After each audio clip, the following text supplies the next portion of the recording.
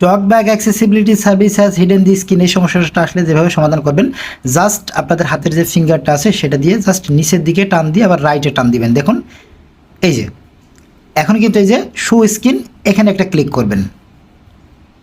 Click করার পরে দেখুন এখন ইন্টারফেস চলে আসবে। এখন কি করবেন, আপনাদের টু ফিঙ্গার ব্যবহার করবেন। টু ফিঙ্গার ব্যবহার করে আপনারা আপনাদের যে ফোনের যে লকটা আছে সেটা আপনারা আনলক করে নেবেন।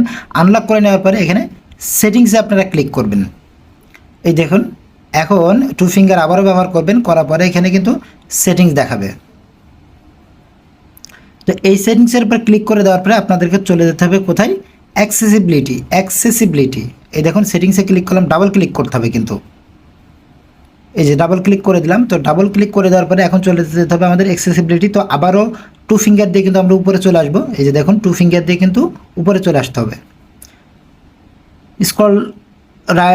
স্ক্রল আপ করে আপনারা অ্যাক্সেসিবিলিটি